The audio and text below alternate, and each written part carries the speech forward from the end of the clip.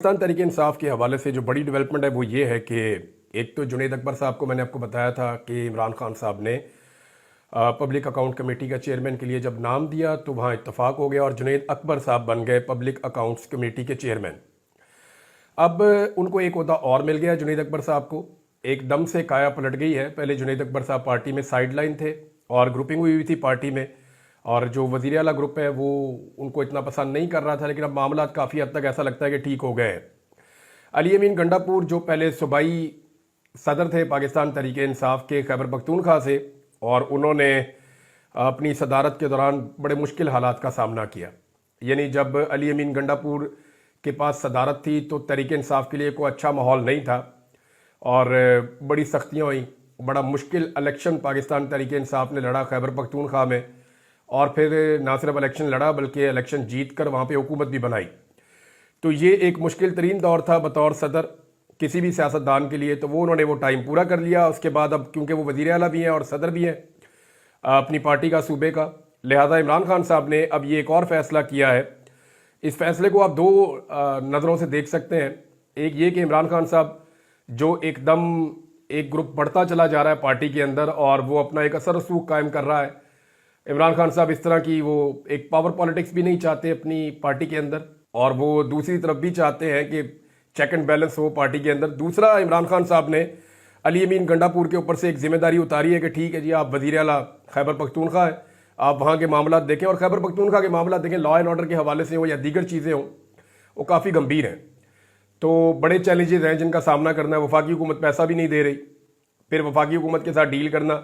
दूसरा मामला ये है कि अली अमीन गंडापुर जब मुलाकातें वगैरह करते हैं हुकूमती लोगों से, तो उनकी मुलाकातों पे पार्टी के लोगों को एतराज़ भी होता है। तो पार्टी के स्ट्रक्चर को और वज़ीर आला के स्ट्रक्चर को दोनों को अलग अलग कर दिया इमरान खान साहब ने। इससे फ़ायदा ही होगा पार्टी को। जुनैद अकबर साहब एक पुराने वर्कर हैं पाकिस्तान तहरीक इंसाफ के, इमरान खान साहब के दरीना साथी हैं, और ये शुरू से यानी अपने गाँव की सियासत से ऊपर आते आते यहाँ तक पहुँचे हैं। लिहाजा ये एक अच्छा एडिशन हो गया है। उन्हें तंजीम साजी का इन चीज़ों का आइडिया है, तो जुनैद अकबर साहब को इमरान खान साहब ने एक और अहम जिम्मेदारी दे दी है। और इसके बारे में जो पार्टी के ज़राए वो ये कह रहे हैं कि ये अफ़ाम व तफ़हीम के साथ काम हुआ है, इसमें कोई किसी किस्म की मुखालफत नहीं है, लेकिन जो कुछ चलता रहा माजी में वो सब जानते हैं। जुनैद अकबर साहब ने एक बड़ी इंपॉर्टेंट बात की है। उन्होंने कहा जी, तोशा खाना का जो 50 साल का रिकॉर्ड है वो मैं निकलवाऊंगा। अब ये तोशा खाना का अगर 50 साल का रिकॉर्ड निकलेगा ना तो बड़ा कमाल रिकॉर्ड है तोशा खाना का भी। यहाँ लोग जो है वो ओने पोने चीज़ें लेकर चले गए हैं। पब्लिक अकाउंट कमेटी में ना को कहा ना, इसके बाद इख्तियारात होते हैं।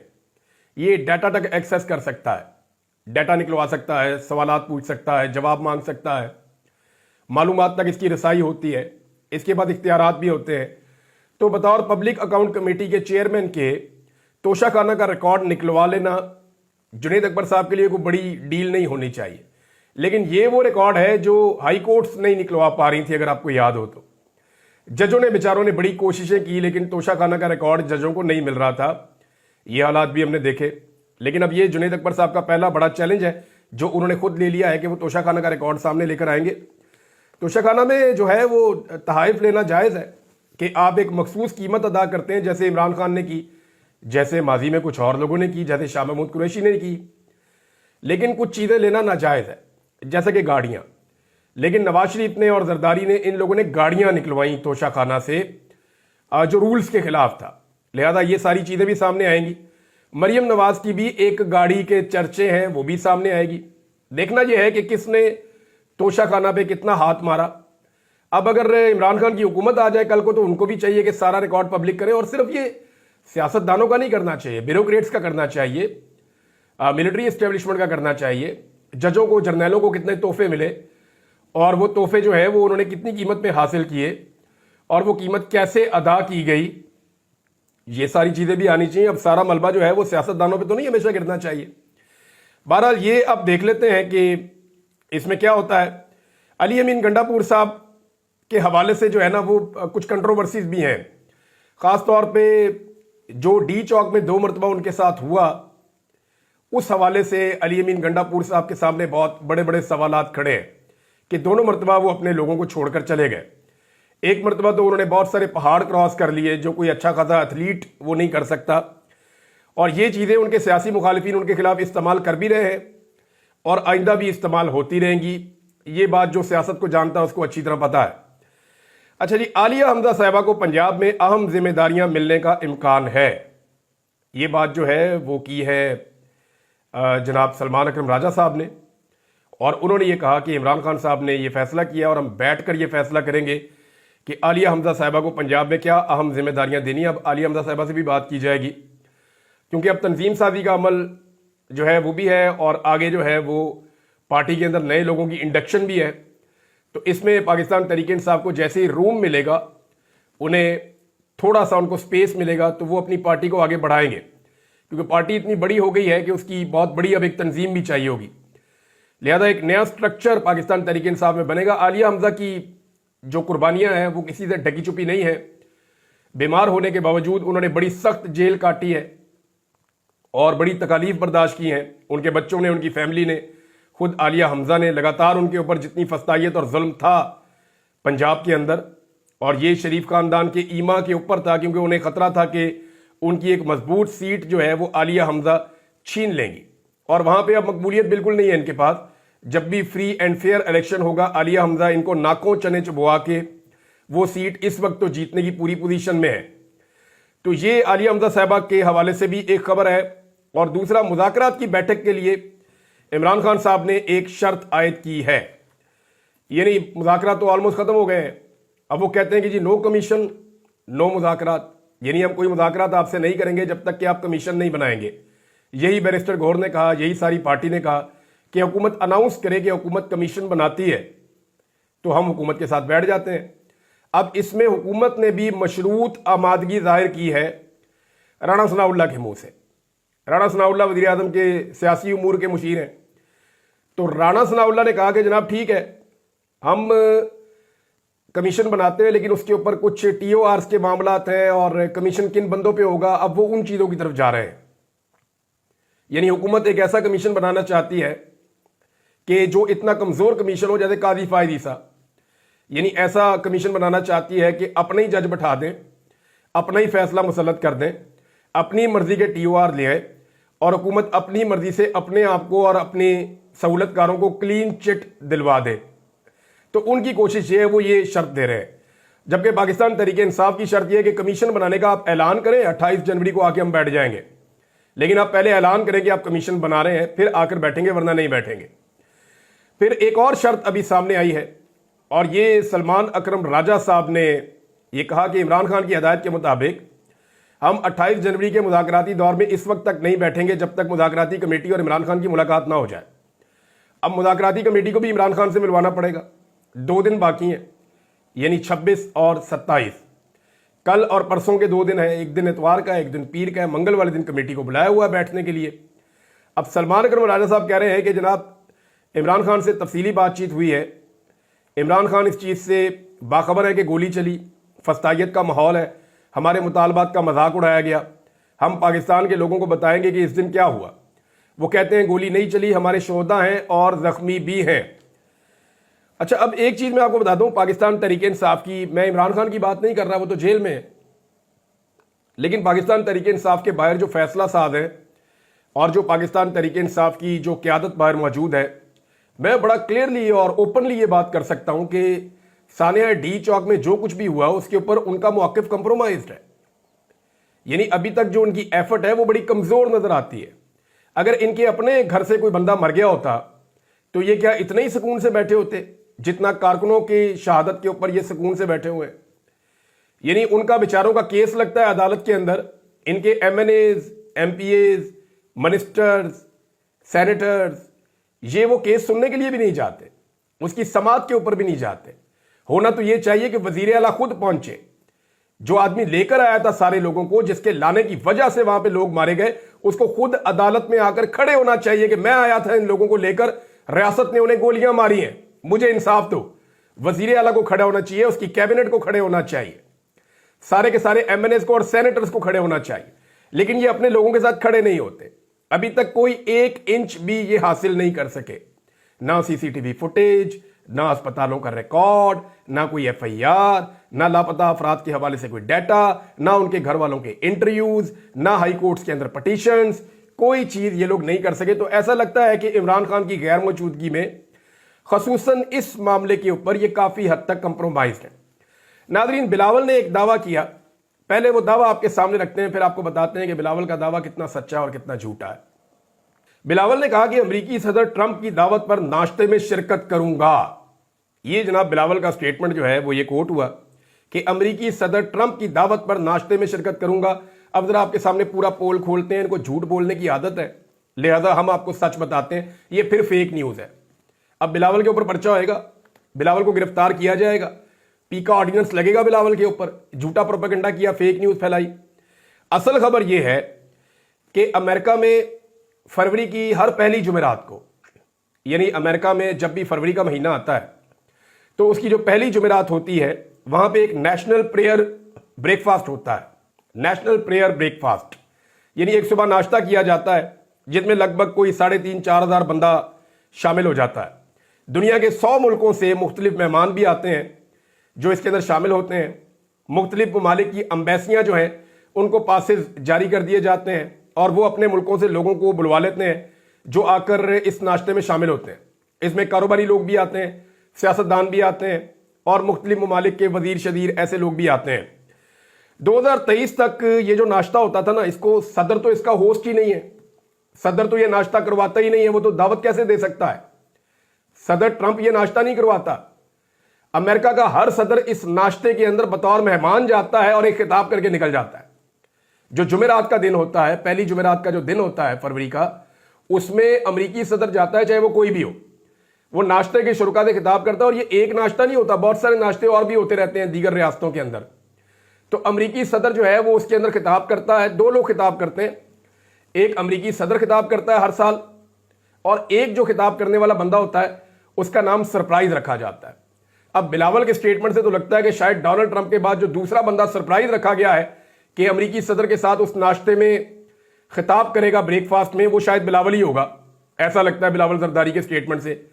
लेकिन हकीकत यह है कि 2023 तक ये नाश्ता जो है, इसको होस्ट करने वाली जो तंजीम थी उसका नाम था क्रिश्चियन ऑर्गेनाइजेशन फेलोशिप फाउंडेशन। पहले ये इसको होस्ट करती रही है 2023 तक। ये मामला शुरू हुआ था 1953 में और ये अब तक वहां पे नाश्ता करवाया जा रहा है। अब 2023 के बाद से, यानी गुज़िश्ता साल से, जो नाश्ता करवाने वाली तंजीम है वो तब्दील हो गई है और अब जो तंजीम करवा रही है नाश्ता उसका नाम है नेशनल प्रेयर ब्रेकफास्ट फाउंडेशन। तो ये जनाब एक नेशनल प्रेयर ब्रेकफास्ट होने जा रहा है।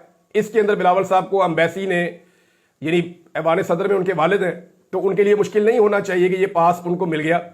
बहुत सारे और पाकिस्तानी भी वहां पे पहुंच जाएंगे। बहरहाल ये एक बहुत बड़ा इवेंट होता है, इसके अंदर सदर एक खिताब करता है और एक दूसरा बंदा खिताब करता है और मामला खत्म। अब इसके ऊपर भी बिलावल ने झूठ बोल दिया कि जनाब मुझे सदर डोनाल्ड ट्रंप ने दावत दी है, खास तौर पे कि बिलावल तू जरूर आना, कोई और आवे ना आवे, अगर बिलावल ना पहुंचा ना तो मैंने तकरीर नहीं करनी, बल्कि मैंने नाश्ता भी नहीं करना अगर बिलावल ना आया तो। यानी इस तरह ये लोगों को बेवकूफ बनाते हैं। इन्हें लगता है पाकिस्तानी जो है वो आज भी रोटी को चोची कहते हैं, कोई भी चीज गूगल करो वो सारा रिकॉर्ड खुल जाता है। इसीलिए ये सोशल मीडिया से नफरत करते हैं कि सोशल मीडिया इनके सारे पोल खोल देता है। अब पंजाब के निसाब के अंदर मरियम नवाज ने अपना और अपनी वालदा का नाम शामिल करवा दिया है कि जनाब बड़ी बाहिम्मत खवातीन है और बड़ी इनकी कुर्बानियां हैं। भाई इनसे 10 गुना ज्यादा अगर किसी का हक बनता है ना कि उनका पंजाब के निसाब में नाम शामिल किया जाए, तो यास्मीन राशिद साहिबा का नाम शामिल किया जाए, आलिया हमजा साहिबा का नाम शामिल किया जाए, जिन्होंने मरियम नवाज से 10 गुना से भी ज्यादा सख्त जेलें देखी हैं, जिन्होंने सख्त तरीन हालात बर्दाश्त किए हैं। इनकी तो वीवीआईपी किस्म की जेल थी। जेल के अंदर इनके पास मोबाइल फोन था, वो भी एंड्रॉयड वाला आईफोन, उसके ऊपर ये राब्ते करते थे सबके साथ, हर चीज इनके कंट्रोल में थी। मैंने वो वीडियो देखी जहां पे मरियम नवाज से मोबाइल फोन वापस रिकवर किया गया है और वो पुलिस वालियां थी जो गुड़िया बाजी कहती थी, वो जाके उन्होंने मोबाइल फोन दिए थे इनको। लाए ना वो वीडियो कॉम के सामने रखे, लग पता जाएगा ये वहां पे कैसे धमकियां लगा रही थी वहां पे नैब में आने वाली खवातीन एहलकारों को। तो यास्मीन राशिद का नाम होना चाहिए अगर होना चाहिए तो, आलिया हमजा का नाम होना चाहिए अगर होना चाहिए तो, अपना नाम शामिल करवा दिया। भाई इनका बस चले तो इस तरह तो ये फिरदौस आशिक अवान साहबा का नाम भी शामिल करवा दें, रेहाम खान का नाम भी शामिल करवा दें कौमी निसाब में, कोई रह ना जाए उसका नाम भी डाल दें। वो क्या नाम है, अयान अली, اس کی بھی بڑی خدمات ہے پاکستان کے لیے، اس کا نام بھی ڈال دیں، پھر جو باقی ٹک ٹاکرز بچ گئی ہیں ان کا نام بھی ڈال دیں پھر اس کے اندر۔ یعنی عجیب و غریب ان کی حرکتیں، اور نون لیگ اس قدر سٹھیا گئی ہے کہ اب بہکے بہکے بیان دیتی ہے۔ کبھی کہتے ہیں جی شوکت خانم اسپتال نواز شریف نے بنایا، کبھی کہتے ہیں جی نمل یونیورسٹی جو ہے وہ شہباز شریف نے بنائی، کبھی کہتے ہیں جی یہ القادر یونیورسٹی جو ہے یہ مریم نواز پڑھائیں گی وہاں پہ۔ یعنی عمران خان نے ان لوگوں کو ایسا لگتا ہے کہ ذہنی مریض بنا دیا ہے۔ تحریک انصاف نے ایک اور کام کیا جی، اور یہ بڑی کارروائی ہے۔ تحریک انصاف نے 26ویں آئینی ترمیم کو سپریم کورٹ آف پاکستان میں چیلنج کر دیا ہے۔ یعنی 26ویں آئینی ترمیم میں جو تحریک انصاف کی درخواست ہے یہ بڑی مزیدار ہے۔ تحریک انصاف نے سپریم کورٹ سے رجوع کر لیا ہے کہ 26ویں آئینی ترمیم کو کالعدم قرار دیا جائے، اور جب تک اس کا فیصلہ نہیں آتا تب تک جوڈیشل کمیشن کو ججز تعیناتی سے روکنے کی بھی استدعا کی گئی ہے کہ نئے جج نہ لگائے جائیں۔ ایک تو تحریک انصاف کافی لیٹ آئی ہے، انہیں پہلے یہ ڈالنی چاہیے تھی درخواست، اب تو بہت سارے جج تعینات بھی ہو گئے، اسلام آباد ہائی کورٹ میں بھی آ گئے، سندھ ہائی کورٹ میں بھی آ گئے۔ درخواست میں کہا گیا کہ 26ویں آئینی ترمیم کالعدم قرار دی جائے، 26ویں آئینی ترمیم کے ہونے والے تمام اقدامات کالعدم قرار دیے جائیں۔ اب معاملہ یہ ہے کہ جو سب سے بڑا قدم اٹھایا گیا 26ویں آئینی ترمیم کے نتیجے میں، وہ قدم تو آئینی بینچ کی تشکیل ہے، اور آئینی بینچ ہی اگر کالعدم ہونے کا، اپنے ہی کالعدم ہونے کا خود کیس سنے گا تو پھر ہو گیا انصاف۔ یعنی جس بینچ کے خلاف یہ کیس بن رہے ہیں کہ یہ متنازع بینچ ہے، یہ 26ویں متنازع آئینی ترمیم کے نتیجے میں بنا ہے، لہذا ترمیم فارغ کی جائے، بینچ بھی فارغ کیا جائے، وہی بینچ فیصلہ کرے گا کہ ہم نے فارغ ہونا یا نہیں ہونا۔ اور بھئی کوئی بندہ اپنی بھی نوکری فارغ کرتا ہے، اس کو تو کنفلکٹ آف انٹرسٹ کہتے ہیں۔ یہ ججز یا یہ بینچ تو اس کیس کو سن ہی نہیں سکتا، یہ معاملہ تو فل کورٹ میں جانا چاہیے، اور فل کورٹ میں بھی یہ والے جج نہیں بیٹھنے چاہیے، یہ جو آئینی بینچ کا حصہ ہے، ان کے علاوہ جو دیگر ججز ہیں ان کو بٹھایا جانا چاہیے۔ اب جسٹس منصور علی شاہ صاحب نے بھی ایک اعتراض کیا ہے، اور ان کا جناب بڑا جائز اعتراض ہے۔ منصور علی شاہ صاحب نے ایک توہین عدالت کا کیس لگایا ہوا تھا، اور ایڈیشنل رجسٹرار نے اپیل کر دی اس کے خلاف، تو اس پہ ایک بینچ بنایا گیا ہے، اس بینچ پہ منصور علی شاہ صاحب نے بھی اعتراض کر دیا ہے۔ یعنی اعتراض انہوں نے کیوں کیا ہے اس کو ذرا آپ سمجھیں۔ جو آئینی کمیٹی ہے نا، آئینی بینچ کی بھی ایک کمیٹی بنی ہوئی ہے، اس کمیٹی نے منصور علی شاہ صاحب کا مقدمہ کہیں اور منتقل کروا دیا تھا، اور ایڈیشنل رجسٹرار نے یہ کام کیا تھا، ایڈیشنل رجسٹرار نرگے میں آ گئے۔ اب معاملہ یہ ہے کہ وہ جب اپیل میں گئے تو اسی کمیٹی کے 2 جج اس بینچ کے اندر شامل کر دیے گئے۔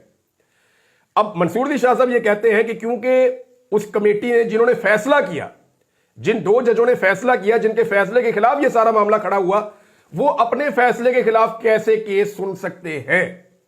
یعنی اپیل کی جاتی ہے، اگر کسی جج نے غلط فیصلہ دیا تو اس کے خلاف جب اپیل میں جاتے ہیں تو پھر وہ جج تو نہیں سن سکتا نا۔ اب وہی ججز بیٹھ کے اس کنٹروورشل معاملے کو سنیں گے جو انہوں نے خود پیدا کیا۔ ان میں ایک جج ہے جسٹس جمال خان مندوخیل اور جسٹس محمد علی مظہر۔ اس پہ جناب بجا طور پہ اعتراض اٹھایا ہے منصور علی شاہ صاحب نے کہ آئینی ججز کمیٹی نے ہی جسٹس شاہ صاحب کے بینچ سے منتقل ہونے والا کیس اپنے آئینی بینچ کے سامنے مقرر کیا تھا، جس پر توہین عدالت کا کیس شروع ہوا، تو وہی 2 ججز اب بینچ میں بیٹھ کر اپنے ہی فیصلے کو کیسے غلط قرار دے سکتے ہیں؟ بڑا سوال ہے جی، اور امپورٹنٹ کوسچن ہے۔ ناظرین، محسن نقوی کی ایک غلطی جو ہے وہ پاکستان کے گلے پڑ گئی ہے۔ پاکستان کا جو محکمہ خارجہ ہے وہ صفائیاں پیش کر رہا ہے کہ جی غلطی سے چلے گئے تھے محسن نقوی صاحب new federal state of China کی تقریب میں۔ اب وہاں پہ پاکستان کی پوری ایمبیسی کام کرتی ہے، ایمبیسی کے افسران کام کرتے ہیں، پورا عملہ کام کرتا ہے۔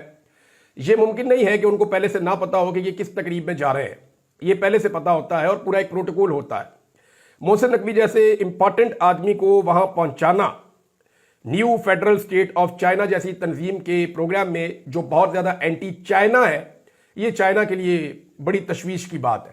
اب یہ صفائیاں دے رہے ہیں، وہاں پہ ایک دوست بنانے کے چکر میں جو پہلے سے دوست تھا اس کو بھی انہوں نے ناراض کر لیا ہے، تو یہ اس وقت ان کی یہ پالیسی چل رہی ہے۔ اب اندازہ کریں کہ پاکستان کا جو وزیر خارجہ ہے وہ اس وقت ملک کے اقتصادی اور معاشی امور دیکھ رہا ہے، پاکستان کا جو وزیر داخلہ ہے وہ اس وقت سفارتی مشن کے اوپر ہے، پاکستان کا جو وزیر اعظم ہے وہ اس وقت اردلی بنا ہوا ہے، پاکستان کے سب سے بڑے صوبے کی جو وزیر اعلیٰ ہے وہ اس وقت ٹک ٹاک کا ایک مقابلہ کھیل رہی ہے، سلوموز بنا رہی ہے، اور ملک کا اللہ ہی حافظ ہے۔ یعنی باقی جن پہ تکیہ ہے وہ کہتے ہیں جی ہمارا سیاست سے کوئی تعلق نہیں ہے. تو اس ملک کے کیا حالات ہوں گے آپ صرف ان 4 چیزوں سے ہی اندازہ لگا سکتے ہیں کہ سب سے بڑے صوبے کی وزیر اعلیٰ کیا ڈرامے کر رہی ہے, ملک کا وزیر اعظم کیا کر رہا ہے, ملک کا وزیر دفاع جو ہے اس کو دفاع کے بارے میں کچھ نہیں پتا, وزیر خارجہ جو ہے وہ جناب اقتصادی معاملات میں ہے, اور وزیر خزانہ جو ہے وہ پتہ نہیں کدھر غائب ہے, وزیر داخلہ جو ہے ملک کے حالات خراب ہیں اور وہ سفارتی مشن پہ نکلا ہوا ہے. عجیب متنجن بنا کے رکھ دیا ہے اس ملک کا پاکستان کے جو کرتا دھرتا ہے انہوں نے, اور کہاں پہنچا دیا ہمیں. یعنی ایک شخص کی مخالفت, ایک آدمی کی مخالفت نے پورے ملک کا نقشہ بگاڑ کے رکھ دیا. ہر چیز انہوں نے برباد کر دی کہ کسی طرح عمران خان کو نقصان دے. لیکن وہ حدیث نبوی بھی ہے, اور اللہ رب العزت اگر کسی کو نقصان نہ پہنچانا چاہے نا تو وہ کوئی بھی نہیں پہنچا سکتا اس کو نقصان, ساری دنیا مل کر نہیں پہنچا سکتی. اور اگر اللہ کسی کو فائدہ نہ دینا چاہے نا تو ساری دنیا بھی ساتھ کھڑی ہو جائے تو اس کا فائدہ نہیں ہو سکتا. لہذا عمران خان کو گرانے کے چکر میں یہ سارے اس قدر گرے کہ قوم کی نظروں سے گر گئے. باقی چیزیں ناظرین اگلے ویلاگ میں شیئر کرتا ہوں. اب تک لیے اتنے, اپنا خیال رکھیے گا, اپنے چینل کا بھی. اللہ حافظ.